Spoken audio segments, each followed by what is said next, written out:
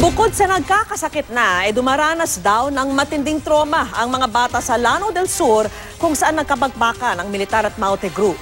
Sa ngayon, kontrolado na ng militar ang kuta ng Maute at bakas doon ang naging pagsasanay ng teroristang grupo. Nakatutok si Ian Cruz.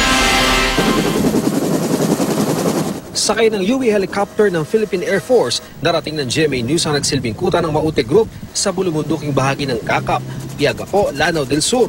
Kontrolado na ng Scout Ranger, Light Reaction Company at Mechanized Infantry Company ng Philippine Army ang lugar matapos ang halos 2 araw na matinding bakbakan.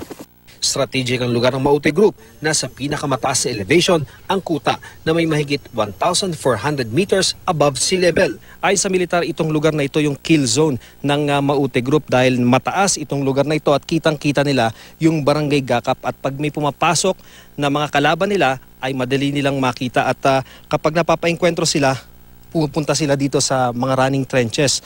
Yung running trenches na ito, pwede silang magpalit-palit ng posisyon nang hindi agad sila makikita ng kanilang mga kalaban.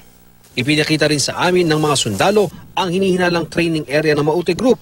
Mayroon pang improvised na baras o monkey bar na ginagamit sa pag-ensayo ng mga kabataang nahikayat ng grupo. It's definitely a training facility and whatever they are doing, what kind of training they are undertaking is a matter of investigation pa. Ito yung mga skills sa terrorism like detonating cords, some triggering devices, etc. Sa gilid naman ng bundok, makikita ang mga improvised na tirahan. May inabutan pang bigas at lutuan. May motor na walang plaka. Naiwan din ang mga ito ng grupo nang tumakas. Sa malawak na kabundukan daw, umatras ang grupo.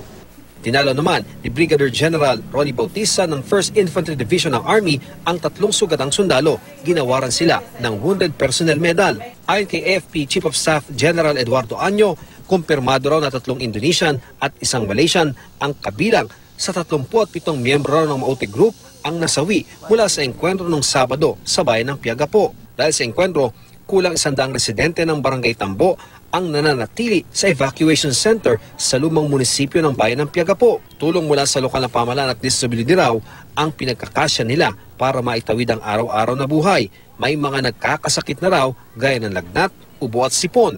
Pero ang ilang bata gaya ng 1 taong gulang na si Ibrahim na trauma sa nangyaring bakbakan. Umiiyak siya, hinahanap niya ako. Lahat sila. Mga anak mo? Lahat ng mga bata dito. Hindi yung mga anak ko. Lahat ng mga bata dito. Iyak. Oo.